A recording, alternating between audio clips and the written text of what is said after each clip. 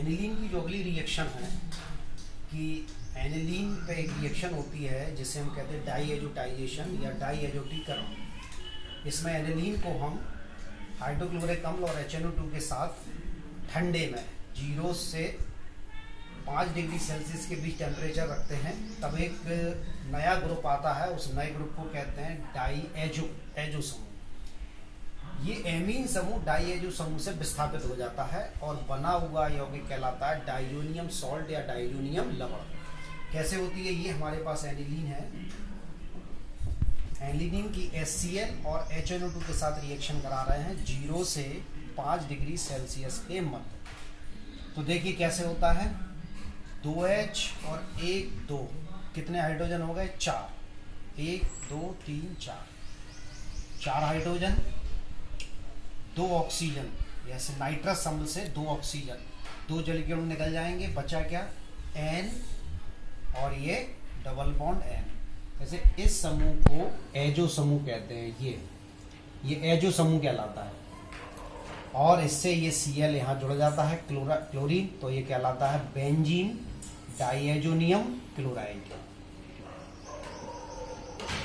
Benzene diazonium chloride. ये है benzene diazonium chloride. ये इसी रिएक्शन को हम कहते हैं डाइएजोटीकरण या डाइएजोटाइजेशन। एनिलीन की अगली रिएक्शन है, अगर हम इसकी H2SO4 के साथ रिएक्शन कराएं 180 डिग्री सेल्सियस की उपस्थिति में, तो एनिलीन में पैरा पोजीशन पर सल्फोनिक ग्रुप आता है। एक तरह से जैसे कि बेंजीन का सल्फोनेशन होता है, नाइट्रेशन होता है, वैसा ही इसमें पैरा पोजीशन पर सल्फोनिक ग्रुप आ जाता है। तो इसे हम कहते हैं, ये एनिलीन है, ये है सल्फ्यूरिक अम्ल और ये बन गया पैरा एमिनो सल्फोनिक एसिड और ये जल बाहर हो गया। अगली रिएक्शन है जो बेंजीन डाइजोनियम क्लोराइड की, क्योंकि एमीन और बेंजीन डाइजोनियम क्लोराइड की रिएक्शन एक साथ चलती है, तो इसकी बनाने की प्रिपरेशन उतनी इंपॉर्टेंट नहीं है जितनी इंपॉर्टेंट इसकी केमिकल प्रॉपर्टी है। तो इसकी एक बड़ी फेमस रिएक्शन है सीमान अभिक्रिया, साइमिन अभिक्रिया भी कहते हैं, श्यामीन भी कहते हैं। तो बेंजीन डाइजोनियम क्लोराइड की जब फ्लोरोबोरिक अम्ल के साथ क्रिया होती है, HbF4 फ्लोरोबोरिक एसिड के साथ क्रिया होती है, तो एक तरह से यहाँ से निकला हुआ जो एक फ्लोरो ग्रुप होता है फ्लोरीन, वो फ्लोरो ग्रुप इस पूरे को इस डाइएजो ग्रुप को प्रतिस्थापित कर देता है। और देखिए इसकी जगह क्या आ जाता है? एक फ्लोरीन आ जाता है, ये यहाँ से एक बी यहाँ बचता है BF3, ये BF3 एक अलग हो जाता है। तो डाइजोनियम क्लोराइड की जब फ्लोरोबोरिक एसिड के साथ रिएक्शन करा के गर्म कराते हैं तो ये फ्लोरो बेंजीन बनता है, फ्लोरो बेंजीन या फिनाइल फ्लोराइड। और ये BF3 बोरोन ट्राइफ्लोराइड अलग हो गया, नाइट्रोजन अलग हो गया। इसी की अगली रिएक्शन है, यदि हमें डाइजोनियम सॉल्ट से हाइड्रोक्सी ग्रुप लाना है बेंजीन रिंग के ऊपर, तो इसकी जल के साथ क्रिया करा दें, डाइजोनियम क्लोराइड की जल के साथ क्रिया करा देते हैं। तो ये इसका एक H इसका Cl के साथ निकल जाता है, ये वाटर निकल गया और ये नाइट्रोजन गैस अलग हो जाती है, बचा क्या? OH, ये OH ग्रुप इस पर जुड़ जाता है, तो ये हमारी बन जाती है फिनॉल। ये फिनॉल बनाने की भी विधि है। अगर बेंजीन डाइजोनियम क्लोराइड यदि किसी कन्वर्जन में आए तो बेंजीन डाइजोनियम क्लोराइड से डायरेक्ट फिनॉल बनाने के लिए उसको हम जल के साथ, वाटर के साथ गर्म कराते हैं, तो हमें फिनॉल प्राप्त होती है। अब डाइजोनियम क्लोराइड की अगली रिएक्शन है, क्योंकि 2 रिएक्शन काफ़ी फेमस आती हैं और हर में 3-3 4-4 रिएक्शन है, सैंडमेयर रिएक्शन और गाटरमैन अभिक्रिया। तो इनको हम देखते हैं सैंडमेयर और गाटरमैन रिएक्शन के नाम से। तो डाइजोनियम क्लोराइड की अगली रिएक्शन है, काफ़ी फेमस रिएक्शन है इनकी। एक को जानते हैं सैंडमेयर अभिक्रिया के नाम से, दूसरे को जानते हैं गाटरमैन अभिक्रिया के नाम से। ये है हमारी सैंड मेयर अभिक्रिया। तो इसमें क्या, तो ये सैंड मेयर अभिक्रिया है जिसमें डाइजोनियम क्लोराइड की, ये सैंड मेयर रिएक्शन 3 तरीके से की जाती है। जब ये बेंजीन डाइजोनियम क्लोराइड है N+1NCl, यहाँ Br भी ले सकते थे, अगर हम Br लेंगे तो इसका नाम हो जाएगा बेंजीन डाइजोनियम ब्रोमाइड। यदि हम आयोडीन हेलोजन ले लें तो नाम इसका हो जाएगा बेंजीन डाइएजोनियम आयोडाइड। अगर हम साइनाइड ले लेते हैं तो बेंजीन डाइजोनियम साइनाइड हो जाएगा, जोन सा भी हेलोजन हम ले लेते हैं। तो जब बेंजीन डाइजोनियम क्लोराइड की CuCl कॉपर क्लोराइड और HCl की उपस्थिति में क्रिया होती है तो क्लोरोबेंजीन, यानी कि क्लोरो ग्रुप ये इसको पूरे को प्रतिस्थापित कर देता है, नाइट्रोजन गैस अलग हो जाती है, तो ये बनता है हमारा क्लोरोबेंजीन। और जब इसी डाइजोनियम क्लोराइड पर CuBr HBr के साथ रिएक्शन कराते हैं तो ब्रोमोबेंजीन बनता है, ब्रोमोबेंजीन। और जब CuCN KCN के साथ क्रिया कराते हैं इस बेंजीन डाइजोनियम क्लोराइड की, ये देखिए CuCN/KCN पोटेशियम साइनाइड के साथ क्रिया कराते हैं तो यहाँ सीधी सी बात है, इसकी जगह आ जाएगा साइनाइड ग्रुप, नाइट्रोजन अलग हो जाएगा, ये आ जाएगा हमारा फिनाइल साइनाइड या साइनोबेंजीन।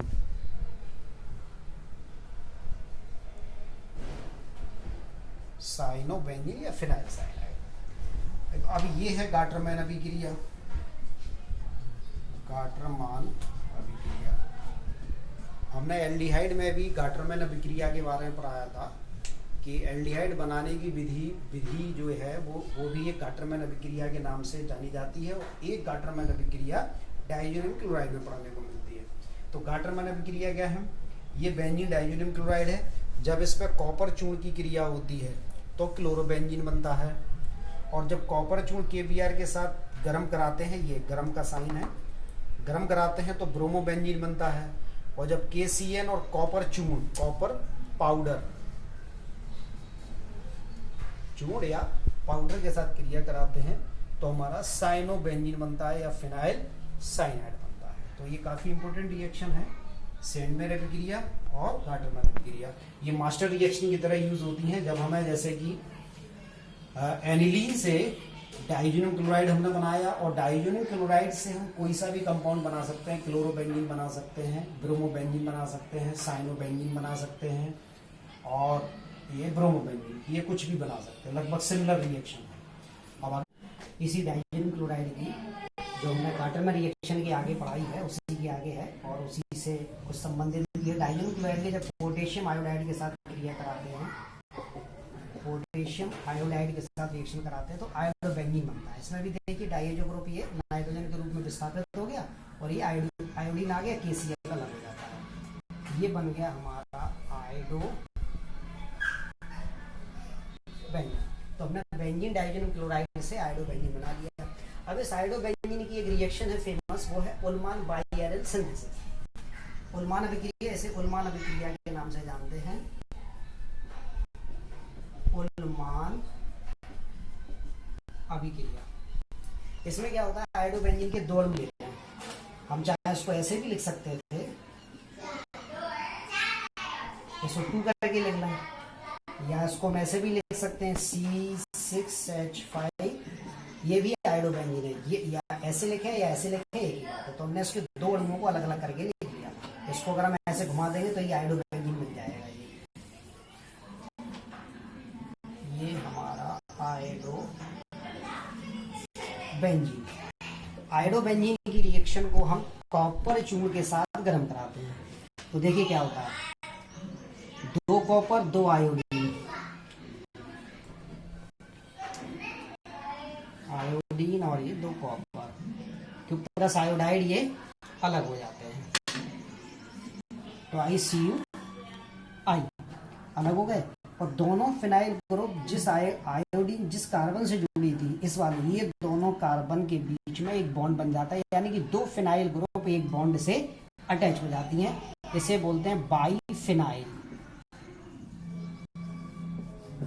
ये बन गया हमारा बाईफिनाइल, 2 बेंजीन रिंग आपस में जुड़ गई। बाईफिनाइल भी कह सकते हैं, डाईफिनाइल भी कह सकते हैं। ऐसे बाईफिनाइल कहना ज़्यादा सही रहेगा, बाईफिनाइल। तो ये हमारी उन्माद अभिक्रिया कहलाती है, जिसमें बेंजीन, दो बेंजीन रिंग आपस में जुड़ जाती है एक बॉन्ड से, ये दोनों कार्बन। तो ये हमारी डाइजोनियम की मेन रिएक्शन है। अब इसके बाद डाइजोनियम क्लोराइड की एक बड़ी इंपॉर्टेंट रिएक्शन है, वो है कपलिंग रिएक्शन। इसको हटा देते हैं। कपलिंग रिएक्शन के बारे में पढ़ते हैं कि कपलिंग रिएक्शन क्या होती है। तो कपलिंग रिएक्शन के लिए हम क्या करते हैं, सबसे पहले हम बेंजीन डाइजोनियम क्लोराइड लेते हैं।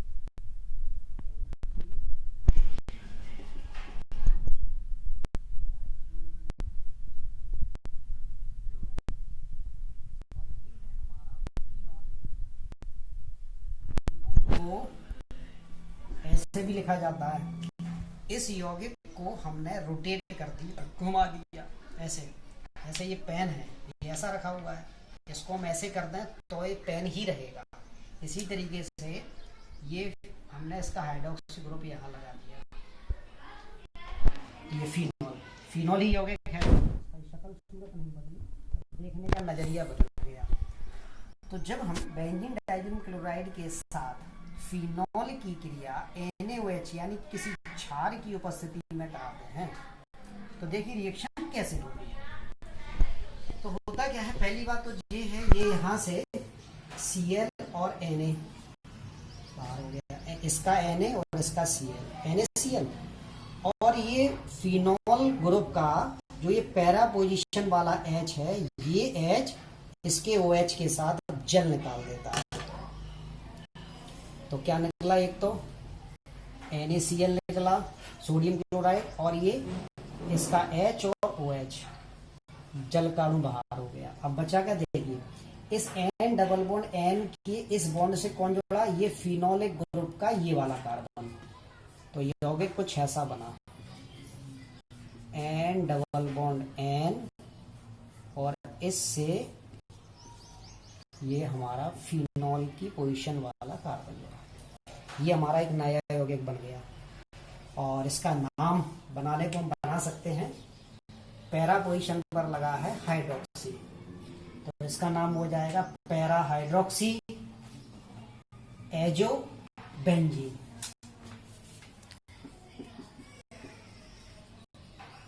पैरा हाइड्रोक्सी एजो, ये हमारी डाई बनी। कई कलरिंग कंपाउंड हैं जो कलर देते हैं, डाई का मतलब होता है कलर प्रिवेंट कराने वाले, कलर को फिक्स करने वाले, इन्हें डाई कहते हैं। तो ये कलरिंग कंपाउंड है, और ये एक रेड डाई है,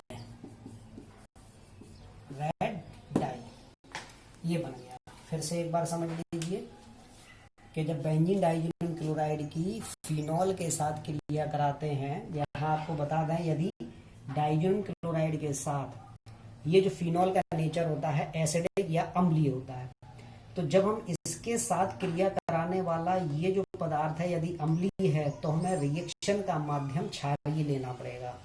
कैसा लेना पड़ेगा, क्षारीय। अभी हम अगली रिएक्शन और बताएंगे। अब इसी की जगह यदि हम कोई क्षारीय पदार्थ लेते हैं, अभी एक रिएक्शन और कराएंगे, अगर फिनॉल की जगह हम कोई क्षारीय पदार्थ लेते हैं तो फिर रिएक्शन का माध्यम अम्लीय होगा, यानी कि रिएक्शन हमें अम्लीय माध्यम में कराना पड़ेगी। तो अगली रिएक्शन हम देखते हैं, रेड डाई है, जिसे एजो डाई भी बोलते हैं, एजो डाई। तो अब देखिए, अब अगली रिएक्शन में हम ये करा रहे हैं, N डबल बॉन्ड NCl। अब इसकी रिएक्शन हम करा दें एनिलीन के साथ। हमने आपको कल भी बताया था पिछले वीडियो में कि जो एमीन वाले ग्रुप होते हैं, समूह होते हैं, कंपाउंड होते हैं, वो क्षारीय होते हैं। तो ये क्षारीय, और हाइड्रोक्सी वाले जितने होते हैं वो अम्लीय होते हैं। तो ये हम एनिलीन के साथ हम इसकी रिएक्शन करा रहे हैं। तो ये क्षारीय है, जब ये क्षारीय है तो रिएक्शन का माध्यम हमें अम्लीय लेना पड़ेगा, हाइड्रोक्लोरिक अम्लीय अम्ल होता है। तो यदि हम इसको ऐसे बना दें, ये एमीन ग्रुप को यहाँ लगा दें, कोई फर्क नहीं पड़ता ये रही एनिलीन। हमने बताया ना पेन को चाहे ऐसे पकड़ो चाहे ऐसे पकड़ो एक ही बात होती है।